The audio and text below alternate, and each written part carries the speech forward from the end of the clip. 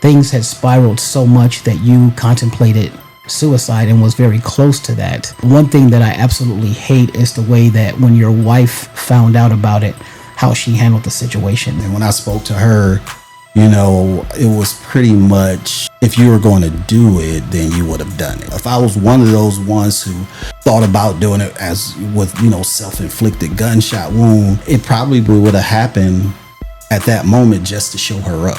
I wouldn't be sitting here today if it wasn't for that phone call. You actually literally saved my life, because without that phone call, I wouldn't be here today. It's a dirty truth for Deontay Young. My friend since we were 2 years old, Jermaine, my awesome friend. How are you doing today? Doing pretty good. All right, that's good. I know this, these types of things that we're going to talk about is so challenging, and I think all of us can relate to things being very nerve-wracking to talk about, but almost nobody can relate to talking about this particular topic. 2020 was supposed to be a milestone year for you and your family. And coming into the year, hopes could not have been any higher, spirits couldn't have been any higher. But in the first quarter of that year, everything exploded. So kind of walk me through this. I guess I could start by just saying, it pretty much just started like with having my first born, my oldest daughter. I never really seen myself as getting married. That's things like we talked about as kids. But in many conversations, I said that that's not something that I see myself wanting to do. Yeah. I didn't really see myself as wanting to have kids, in my 20s. That just wasn't my focus. But when it happened, it was just like, the flip of a switch. My mindset changed. My focus changed. It was no longer about me. First daughter's born, first apartment, relationship, and all of my goals and all of my motivation was to do right by the mother of my child as well as my child. So everything that I planned and mapped out was for them. And it was all good. Then marriage came about. And I wouldn't change it for the world. And like I've said many times in conversations that we've had, the marriage was the best period of my life. Yeah. My youngest daughter then came during that marriage. And, once again, my daughters and my wife were my everything. That's why I did what I did, and why I continued to do what I did, which was try to provide financial security and stability, and just have them without worry, pretty much. Yeah. And pretty much, everything was great in my eyes. Little disagreements here and there, just like any other relationship. But as it got closer to 2020, it just seems, more and more frequent as time went along. And like you said, 2020 was a year that I planned on, like having a big ceremony of renewing vows for my 15th wedding anniversary. And also like planned a trip to go to Vegas, to celebrate. She didn't know anything about it, but of course COVID happened. But in the midst of all that, finding out that, my mom was in stage 4 with liver, gallbladder cancer, that's when everything started to kind of, trickle downwards. Yeah. And, one thing that I really like that you've told me before is that you said a lot of the reason why marriage and family was so important was because you kind of wanted to dispel the stereotypical myth of the black father and the black family. And that's something that I think that so many of us, we just don't even think about. And it's a very, very poor representation of our community. And you were actually one of the people that was being a part of the solution. And that really sort of governed how you handled your marriage. And the fact that it played out the way it played out initially was really awesome. And you were setting an example. and then all of a sudden this thing happens in 2020, and it's almost like to your wife, it almost seemed like she didn't even care that that was a big part of what would be taken away if she were to leave. Absolutely. I was fortunate enough to grow up in a two-parent household, having both of my parents, but most of my friends and most of the kids in the neighborhood came from single-parent homes. But despite me having, both of my parents present, I still seen how it affected the people around me, the people I was friends with, and other people that I went to school with. And I knew that that's something that I didn't want for my own kids. I knew that I didn't want my kids growing up in that environment, even though I was able to stay away from most of the negative that was going on, so I just took it upon myself. It was just like, that was my focus. I'm a dad now. I'm in a relationship. I want the best for my family, whatever I have to do to make that happen.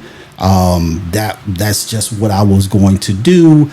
I ended up getting married to someone that I knew came from not a single parent household, but she grew up in a household where her dad wasn't around.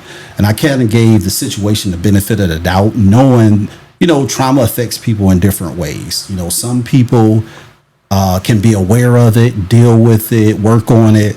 And some people have issues, subconsciously, where maybe like later on in life, if ever, that's finally when they can sit and say, okay, this is where this is coming from, but only to the point if they have that self-awareness and they self-reflect, or they begin to listen to other people's other people seeing the issues within them. Yeah, and it's really troubling because, like you said, to your point, that your wife came from really not the best of circumstances, so you would think that she would be on more high alert, to make sure that she maintains the sanctity of the household, period. And of course, we can talk all day long about the vows and how important it is to live up to the vows and work on your marriage as much as you possibly can. But I want to zoom in on 2020. You talked about how things started to fall apart almost right from the beginning of the year, and it just spiraled out of control.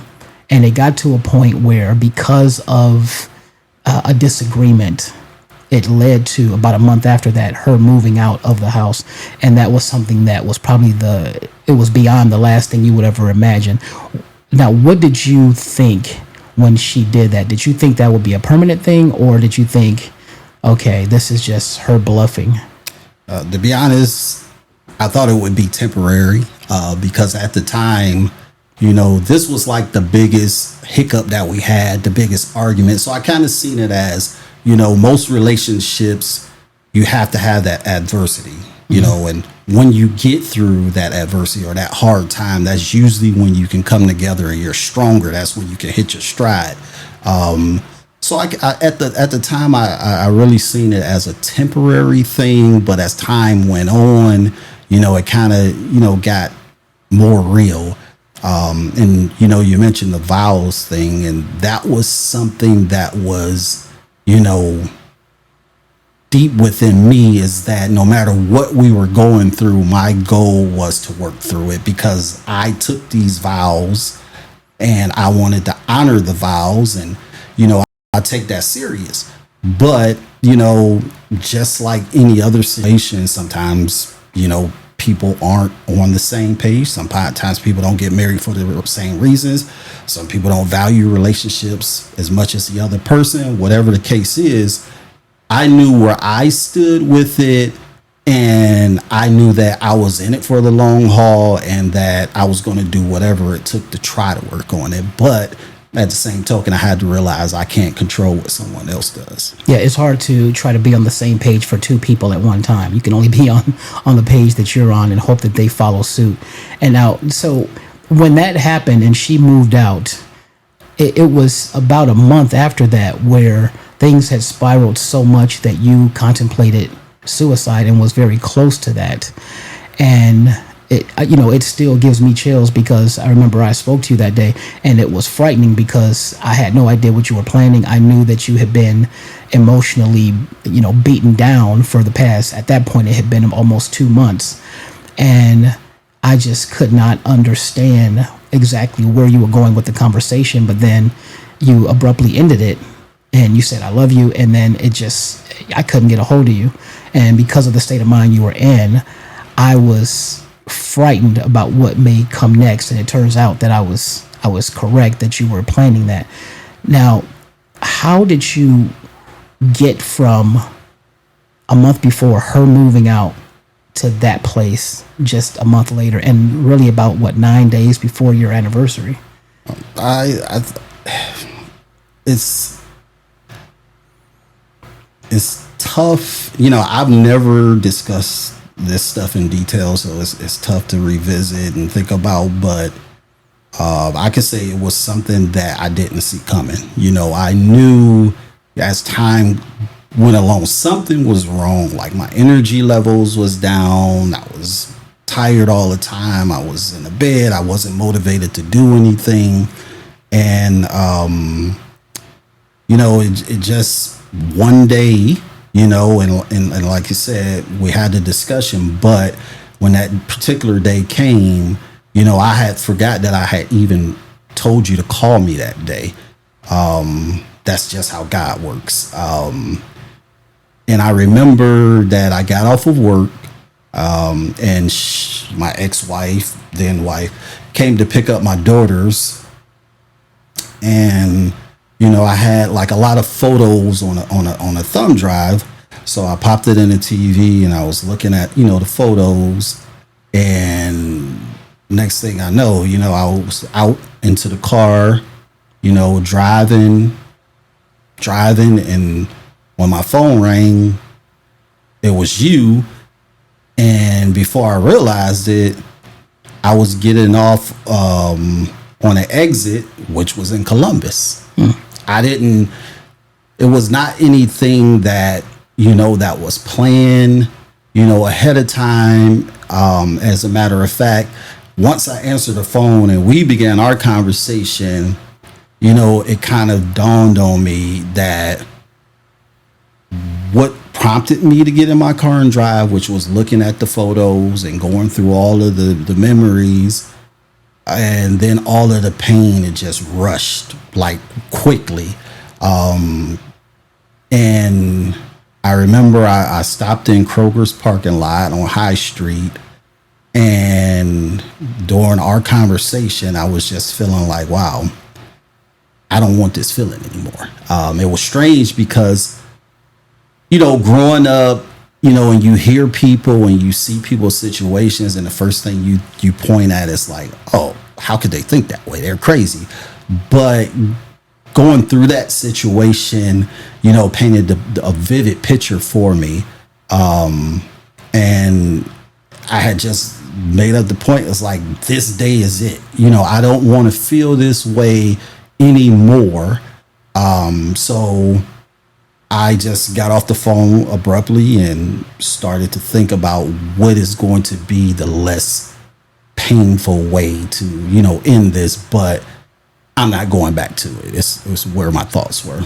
So in that moment, you were not able to really think about, everything that you would be losing. And of course, with her being already gone, your daughters needing you. I always try to understand this. I know this is one of those things where so many people have, like, suicide is a real issue. People just want to be heard, and it's like a very tough topic, a very delicate topic.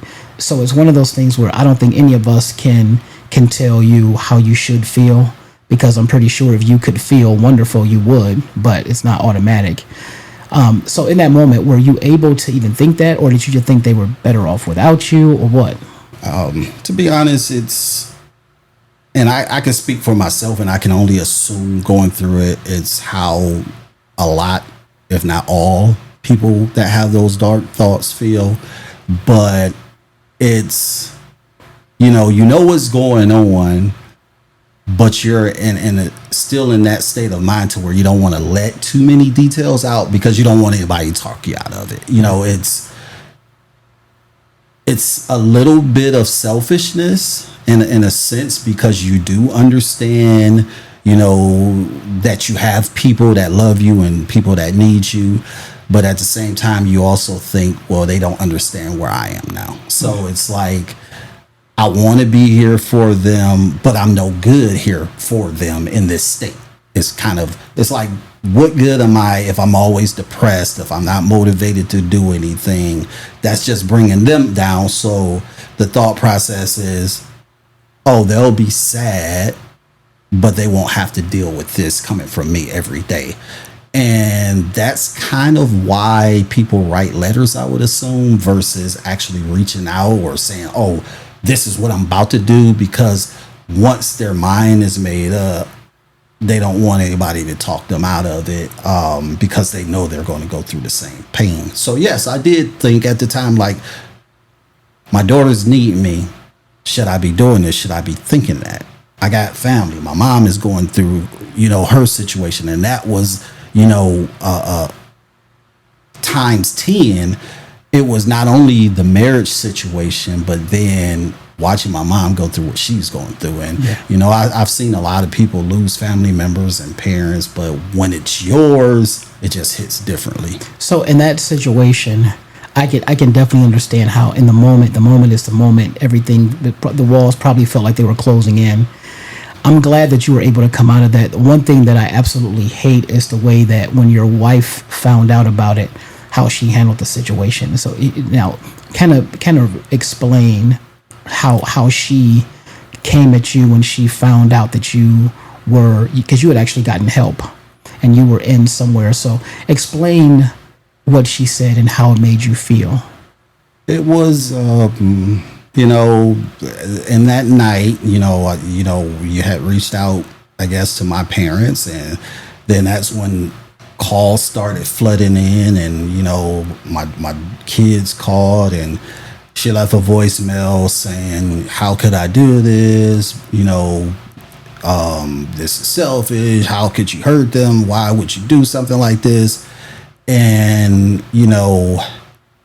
I talked to my younger brother, I talked to my father, I talked to my kids, and it was just still like, this is it. And when I spoke to her, it was pretty much, if you were going to do it, then you would have done it. And little did she know that I was dead serious, but I feel like at the time it was like making it worse. And I think, if I had have had, thank God, I didn't, but if I was one of those ones who, thought about doing it as with, self-inflicted gunshot wound, that it probably would have happened at that moment just to show her up,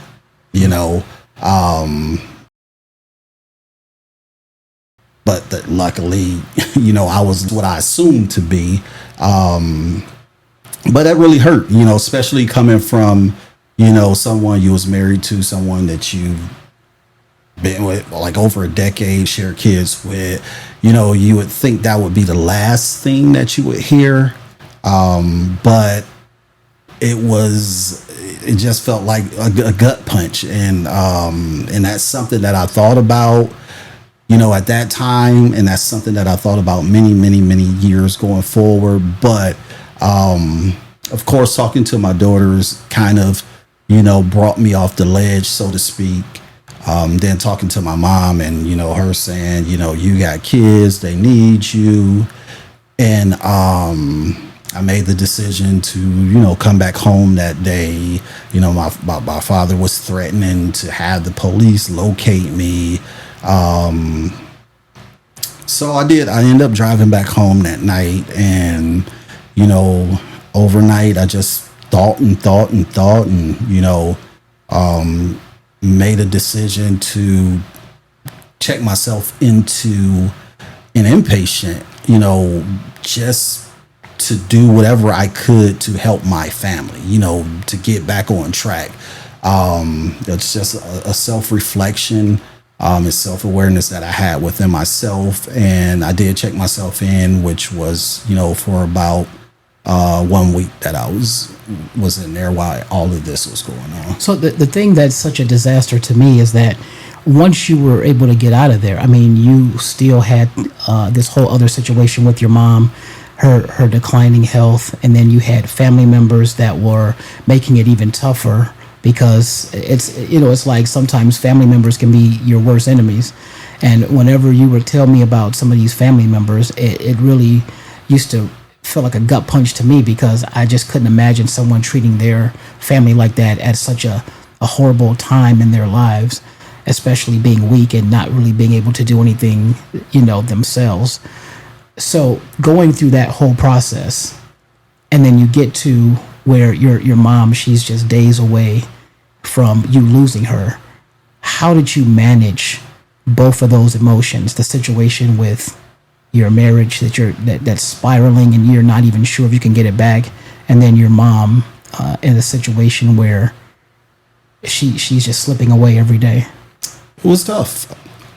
I don't think I did well in managing it. From my perspective, I'm still here. I could say that, but it was really a dark time. When I got out of the inpatient, I think she at the most probably was a week and a half that, she was still around. And I remember I got out, I got home, my ex-wife has stayed, or, then my wife stayed at the house while I was in there. But the day that I got out, she left again, but she did come back that very day after she got off work. She walked in the house, walked up to me, gave me a hug, gave me a kiss, like everything was cool. So that I had a little hope at the time, but while I was in there, it wasn't much communication that was positive. As a matter of fact, I spent our anniversary, which was our last anniversary technically together, I spent in there. And then just to get out and see my mom, go from, being aware and cognizant to just silent, tired, sleeping all the time. It was really rough and draining mentally and physically. It's the best I can describe it. And I think it's important for context for the viewers and the listeners to understand that this marriage did not hit the rocks because of you being abusive or cheating on her or spending up a bunch of money at the casino or just being bad with money and, just all of these types of things that you typically find in broken marriages and broken homes. As a matter of fact, I had considered you to be such a role model as a father, as a husband. And it was things where I said, man, I wish I could be like that, because that's a lot.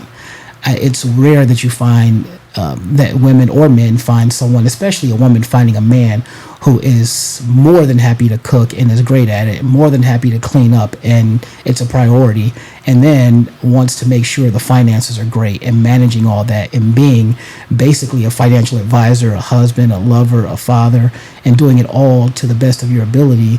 And yet there is no smoking gun. There is no, well, you had to Mike Tyson her face or something. It was none of that. So it's really that's the thing that really makes it so disturbing and so seemingly pointless, because this at that time this coincided not only with your mom's situation, but also the fact that your daughters were at a time where they needed their mother the most because of the age they were becoming and all of that kind of stuff. And it trickled down into once your mom finally took her last breath, that was kind of the straw that broke the camel's back for a number of reasons, not just because of the loss of her, but also how your wife acted in the aftermath. She almost made the whole thing about her.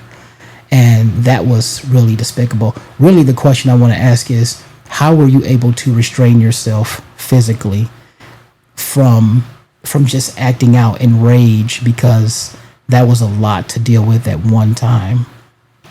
I think just the amount of love that I had, it was it was a bad situation, but I just kept giving in to the benefit of the doubt. It was really, really, tough to deal with. It's almost allowing a bully to continuously pummel you in the face. That's what it felt like. I was in a very vulnerable state, is what I felt. I was so accepting of the behavior that was coming from, my then wife's way, because I wanted so bad to make it work. It was, like you said, there was no abuse. I would never put my hands on my wife. Yes, I got mad. Yes, we argued just like every other couple.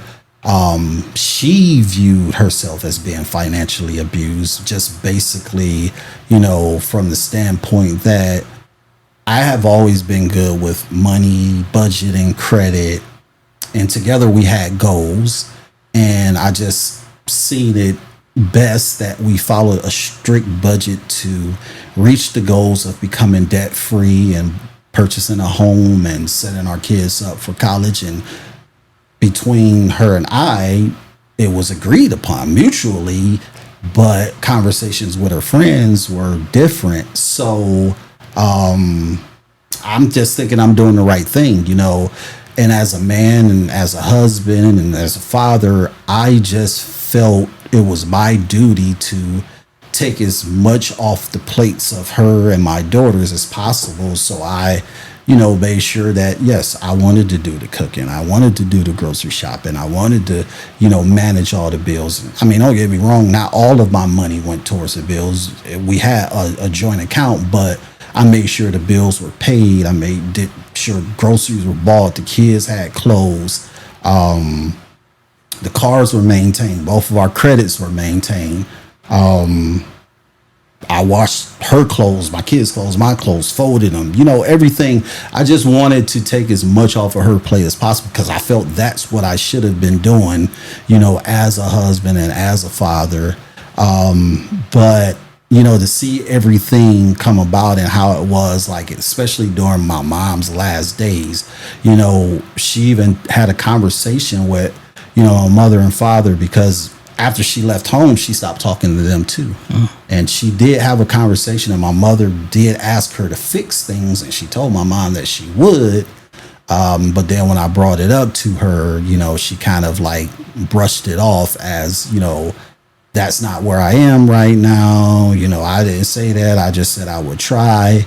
And that was just hurt building on top of hurt, pretty much. And as you mentioned too, it did, all of that did start to cause issues with, family members and things of that, Yeah. And it's so, to me, it's despicable because your family was more of a family to her than her family. Absolutely. And they loved her. They adored her to a point where it would have been almost imperceptible that she wasn't born into the family. That was the kind of love that I personally observed.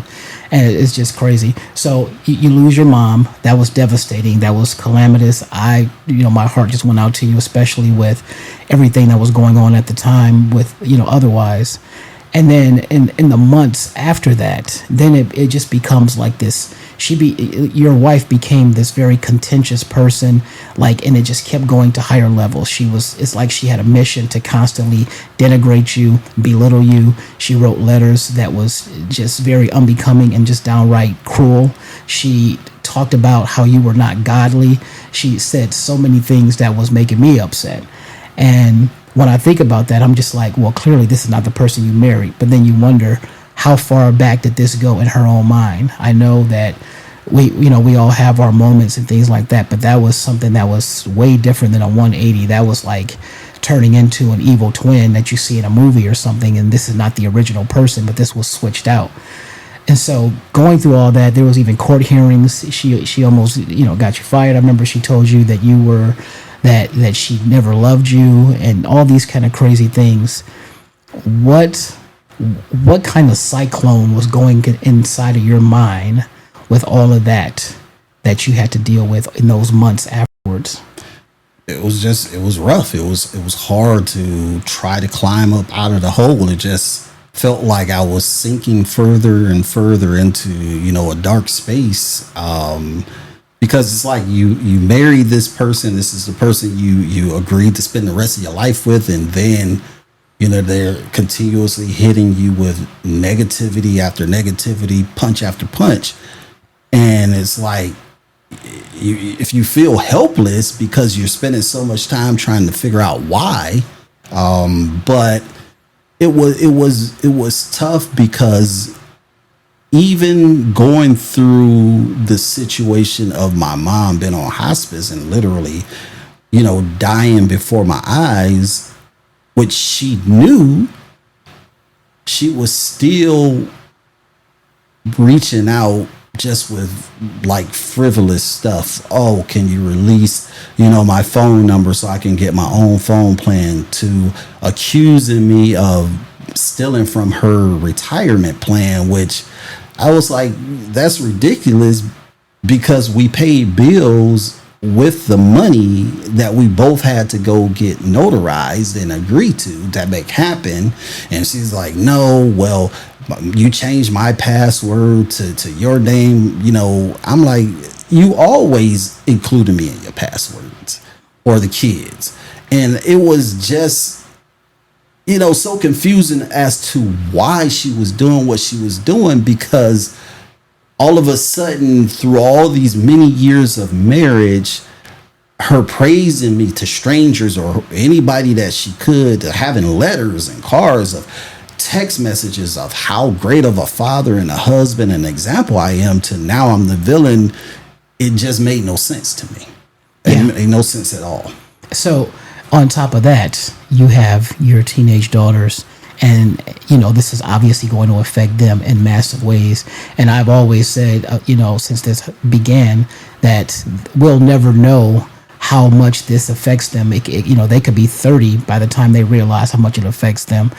And how were you able to still show up for them? Because I know that you didn't think that you were doing anything worthwhile, but from the outside looking in, I could see that you were able to lift them up and really fill in the blanks where normally fathers are not able to do that.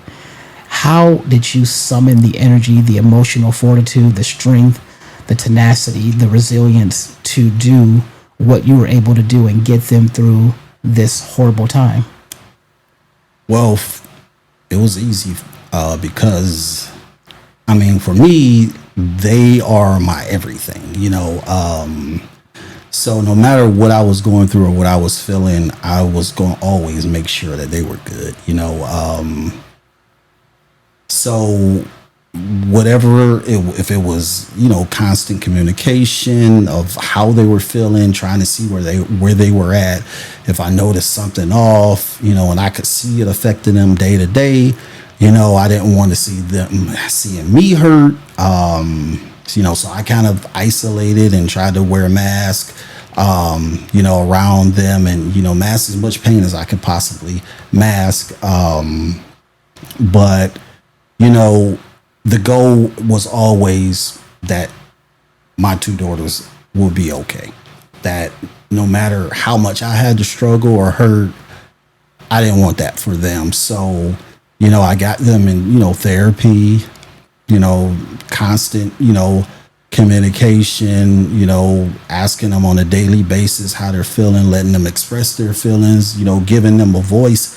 And I've always done that, even in marriage, and when it was working, just to try to keep the peace in my household. I did things like, create a day where we could have a family meeting and everybody talk about how they feel, whether it was negative or positive, and how we can move forward with it. Having, family movie nights, or, going out to dinner all the time, or planning trips as a family, always something to try to keep the cohesion. So it was something that I always practiced, since my kids were born, was things that I could do just to keep them on a straight and narrow path and make sure that they are all right. Not, trying to control anything, because as you know, we can only be a leader and give advice. But my main thing was just to lead by example, not chastise them because I was the parent, not try to show any authority over them, but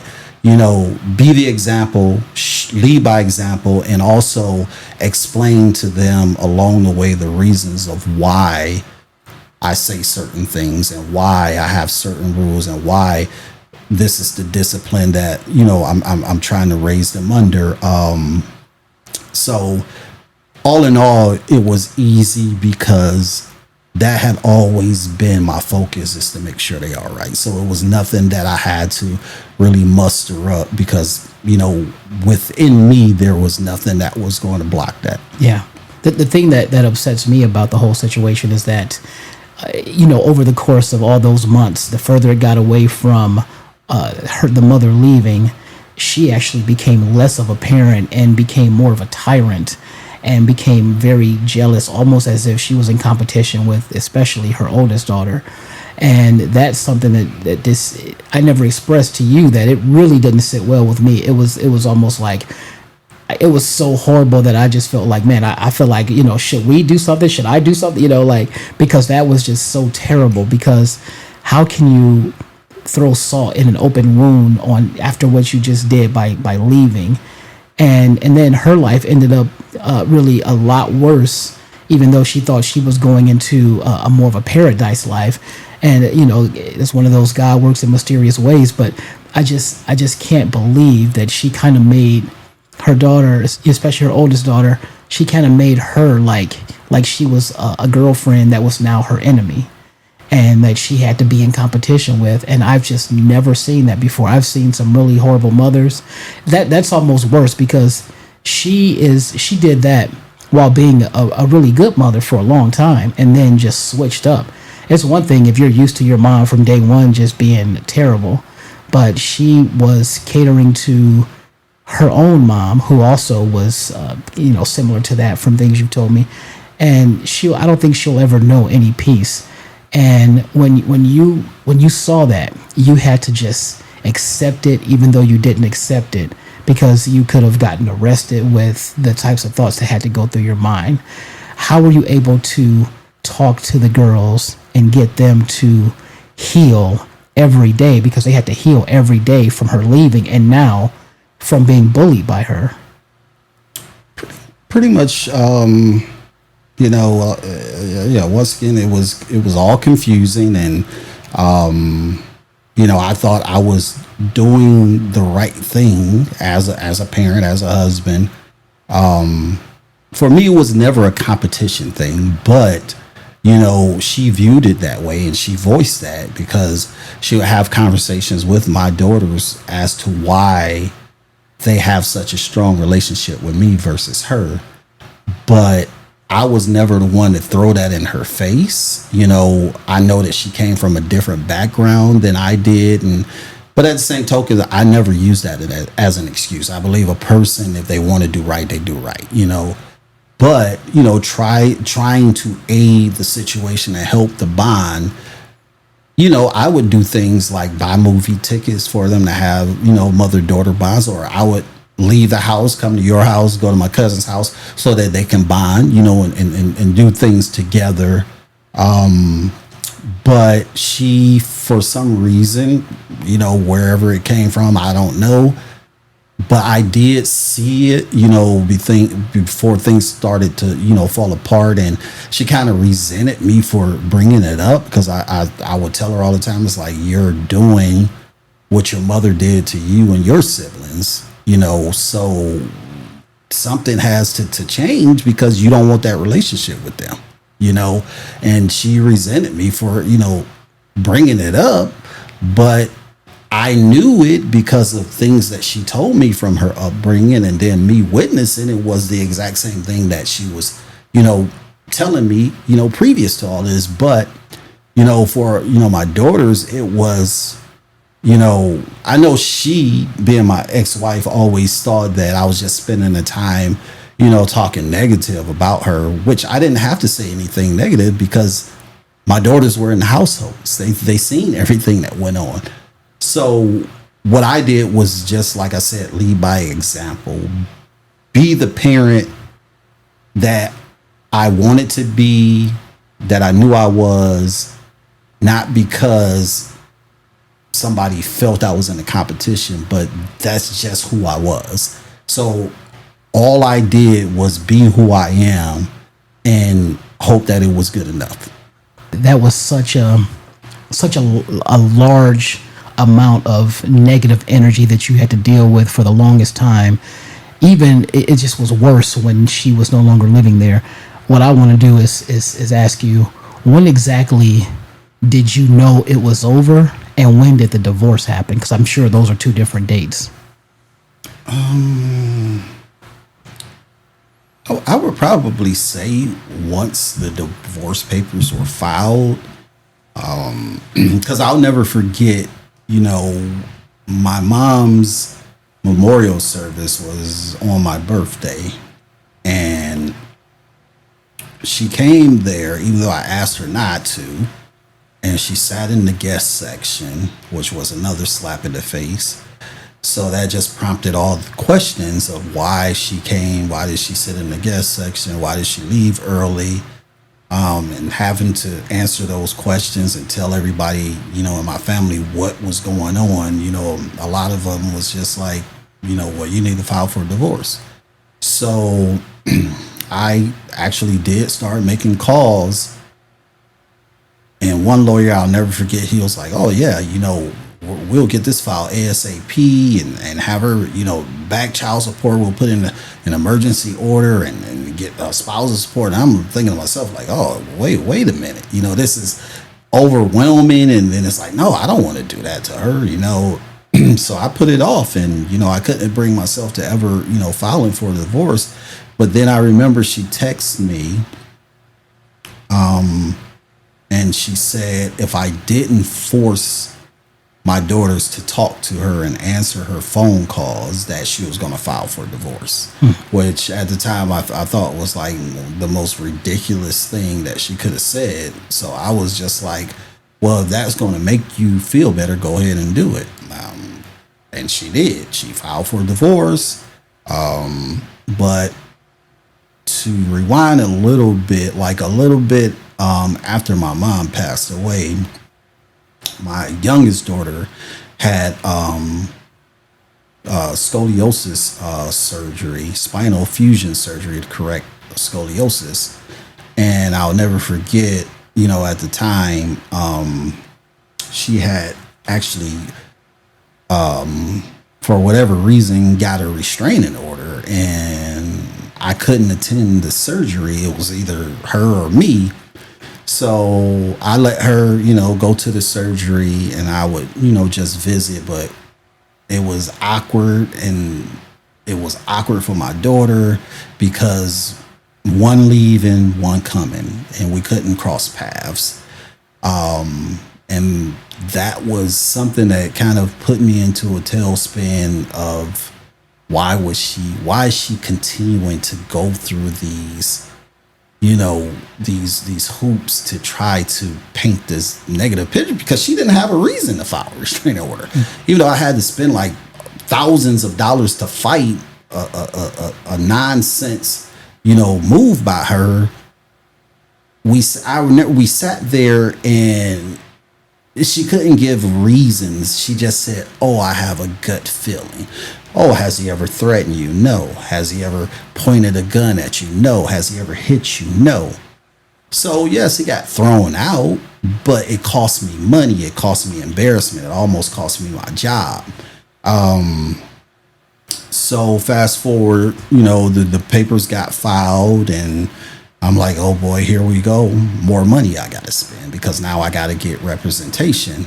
And it was a long, drawn out process, and it was something I never seen myself, going through, because for me, I was married, so I was in it for the long haul. But it was like a little over a year, through this process, long tedious, depleted my bank account, my savings, took my daughters through unnecessary stress. And don't forget, my mom just passed. So not only am I still dealing with that to this day I haven't fully grieved, but now I got to think about this divorce process. But it took a whole year before it finally, got finalized. I told keep her retirement, but I just wanted it to be over, and it was finally, done in September of 2021. So that's basically a year and a half from the time that she moved out. And it's so frustrating and so annoying when you think about all of those things. Those are the words that are recurring: frustrating and annoying. And now you got to pick up the pieces, and that's so difficult to do. But you were just never yourself, and it hurt me to see that, because you always was you had such a sense of humor, and it was few and far between at that point because there was just so much pain. And to be honest with you, it's very difficult for especially us as guys to express pain and hurt, because women do it easily and effortlessly, but to be able to have that ability to express those things, that's really a powerful thing.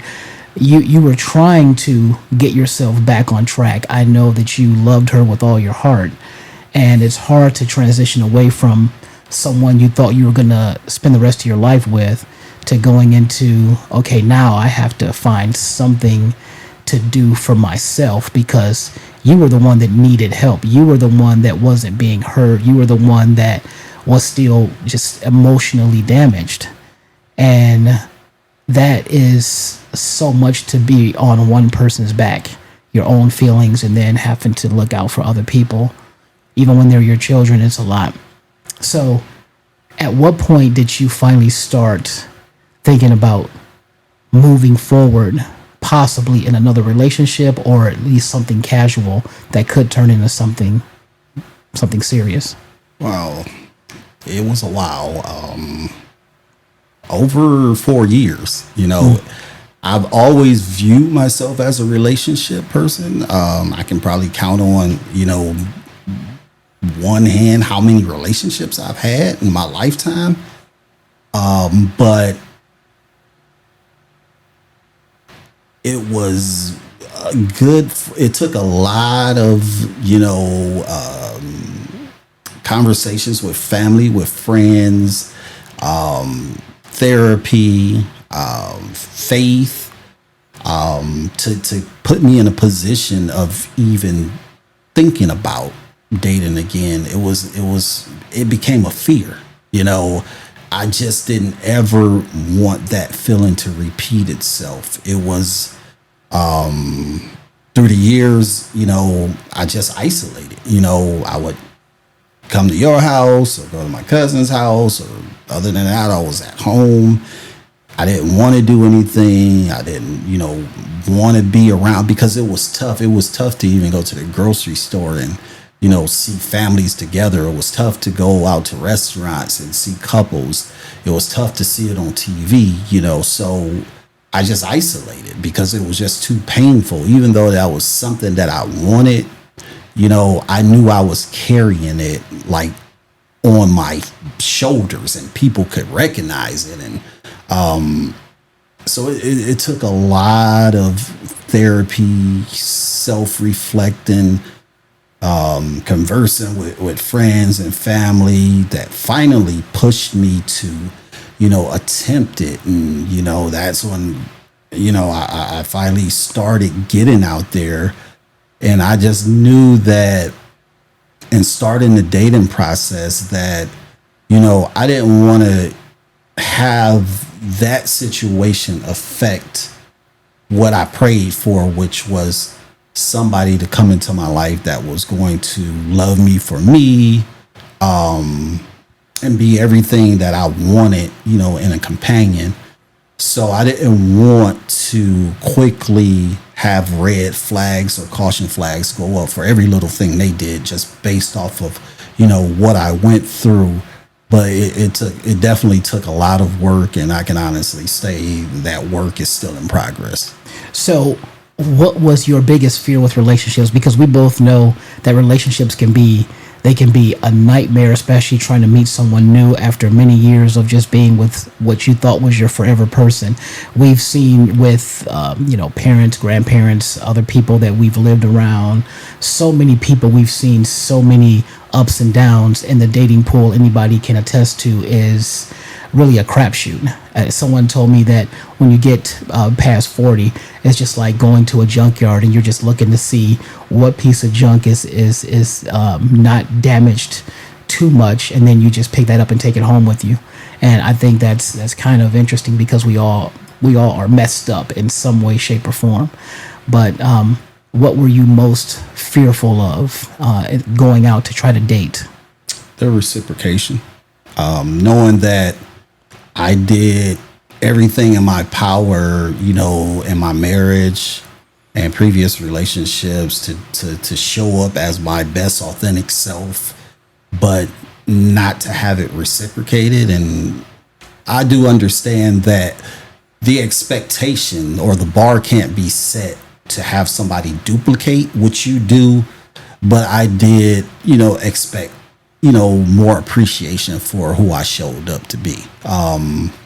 So it began to be a fear that if I put all of this effort into this situation, like I did my marriage, it's going to garner the same results as in the marriage. So it was almost like, should I try to be someone else?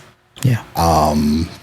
But over time, I came to see that I have to be who I am because I can't pretend to be anybody else. And that's just going to have to be good enough. There's an expression that goes, you can't really see the picture when you're in the frame. And with that being said, I can say that despite how you might feel, you have actually come a long way, still far to go. Obviously, to God be the glory. All of this stuff comes from God. I know that you joined the church, and that was a big part of the healing process, because that's what, we all have healing to do.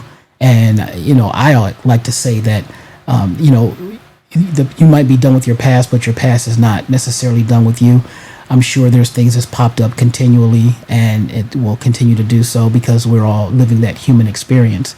But to God be the glory because of the things you've been able to do. Since you're in the frame, you can't see it. I got to tell you, it's great that you have your daughters thriving. They are doing things that neither one of us was ever able to do at their age. And most people, probably 99% of people, can't. And now it's just a matter of, getting yourself on track because you deserve it. And if there's anybody that would deserve it, is, somebody that has done the work. You've become a lot more self-aware. You've improved, you've grown yourself, you've evolved yourself. And so now you've elevated your value for people. And when it comes to the ideal person, obviously no one is chasing perfection, but what would you say that ideal person is outside of being reciprocal to what you are? I would say genuine, somebody that's going to love me for me and not what I can do for them. Someone that, is respectful and honest and actually wants a true partnership, which means building together. It's, I don't think I'm picky, I am, but I'm not, but it's, I just want true companionship at the end of the day, outside of aesthetics, I just want someone I can laugh and joke with and, who doesn't take life serious, that, enjoys being around me, but at the same time wants a life outside of our relationship. So pretty much, that's it. Just true companionship. Yeah. And we've both talked to our good friend, Pastor Wayne Dawson. And, I love the fact that what he says is that it's important for you to share your trials and your tribulations because, and I call it your dirty truth. It's important to share that because that's the only way that, that folks know how good God is. And this is really a reflection of that, because you're sharing this, and it's something that's very personal, and of course so many of us can't do it. I think that it always creates connection. It also promotes healing within yourself and other people when you're able to do it, and it's something it's a tall order to do. I mean, this stuff is, I just think about how I would always be devastated about the situations you were in over these past 5 years. And I remember you told me that it's something that you can't turn off because it's nonstop. If you can go to sleep, over these years, if you still dream about it, then you wake up, you go to sleep thinking about it, you wake up thinking about it, and now hopefully this will be, turning the corner with finding a proper and worthy partner. That's something that I think that God wants you to have, but it's so much work, because you've already had some mishaps in the dating world, and I can't even imagine how much of a red flag that throws up for you. But you can kind of explain that to us. Definitely. First I will just say everything happens for a reason. I'm a big believer in everything happening for a reason, and I had to come to the point of understanding that the marriage didn't work out, and that part of my life was separated for a reason. And like I mentioned to you, I wouldn't be sitting here today if it wasn't for that phone call.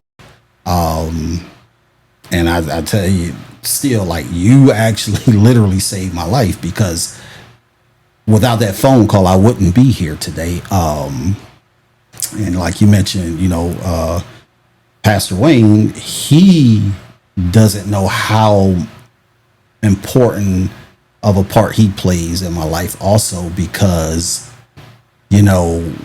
when he allowed me to come in and we sat down in his office and we had that conversation, and I just felt like I was doing everything possible, being the best person that I could possibly be, but nothing was working. And he just simply said, well, if you've done everything that you can possibly do, and there's nothing more for you to do but let go and let God.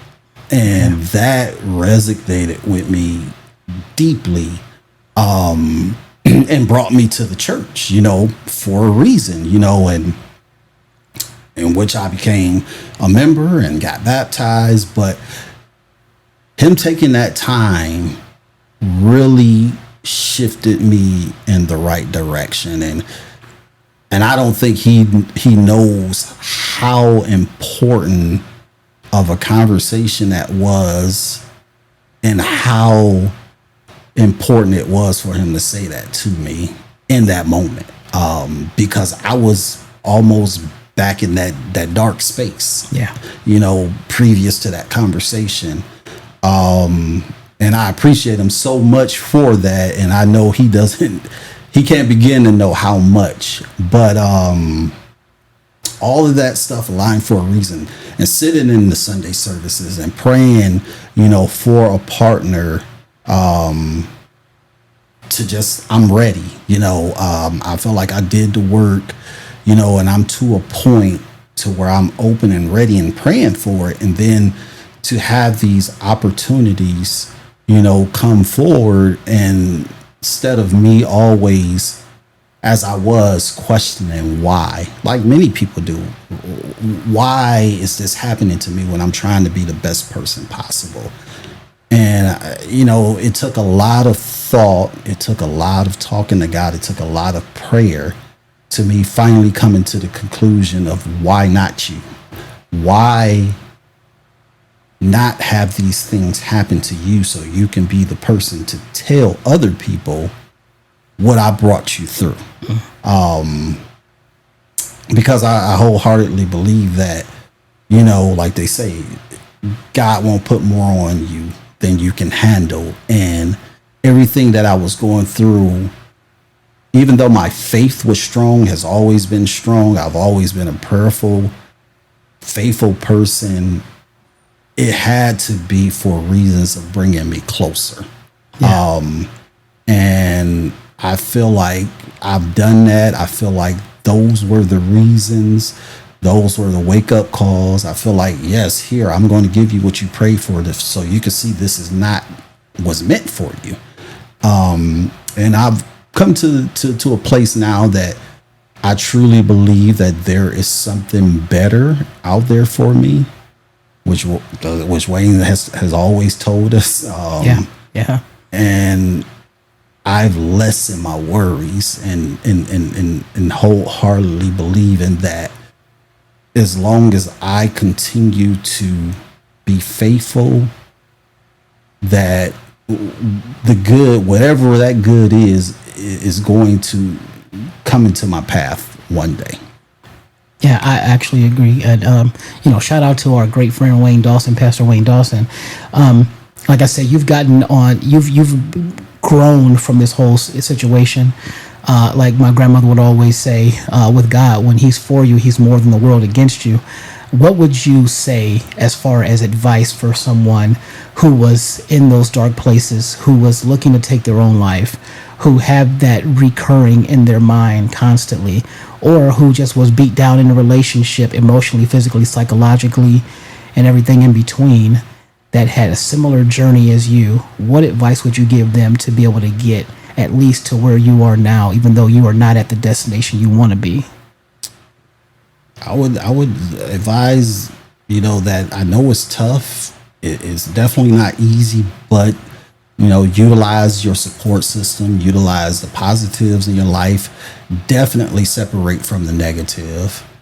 Keep your faith. Get closer to God. Remain prayerful.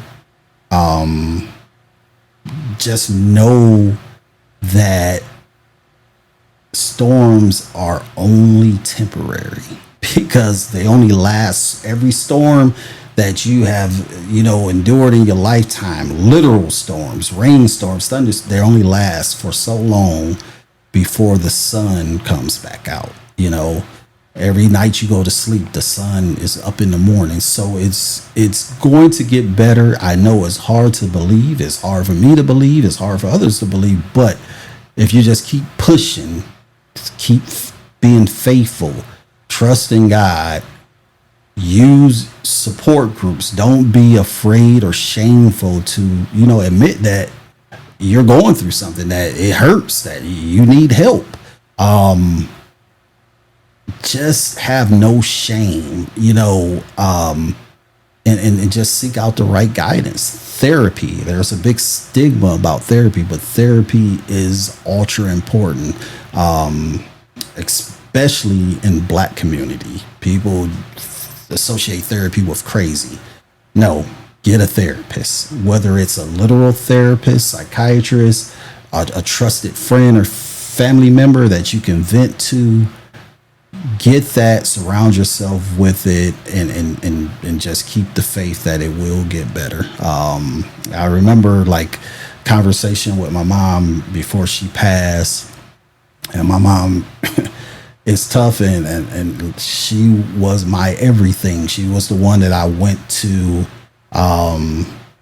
when I had issues, especially with marriage or relationships. Not to say that my dad isn't, a good person to talk to, but it's just something about that nurturing, feeling from a mother. And she just told me, when I asked her, what did she want from me? And, her words to me, a few days before, she just stopped talking was, I just want you to be happy. I just want you to be the husband and the father that, I raised you to be, the man I raised you to be.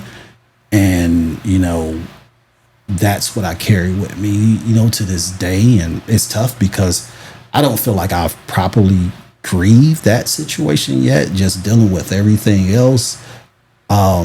But I definitely carry that with me to this day, and that's, molded and shaped me into the person, that I am, and why I go so hard to be the best person that I can possibly be. Because I just don't want to disappoint my mom. You know, I don't want to disappoint my father, who's still here, because I represent them just like they represented me. So I do believe that that dream relationship that I seek is out there somewhere. Well, I do believe that this is probably a benefit of the situation you've gone through, because you are really going to be a spokesperson for men who cannot express themselves emotionally. I think that this is a great time for you to kind of go into that, and now it's time for your book to come out, your book, your podcast, all these things, because like we say, life happens, for you, not to you. And I do want to salute you for everything that you've been able to accomplish and the emotional resilience that you continue to have. You don't have to believe it for yourself. We'll believe it for you until you can.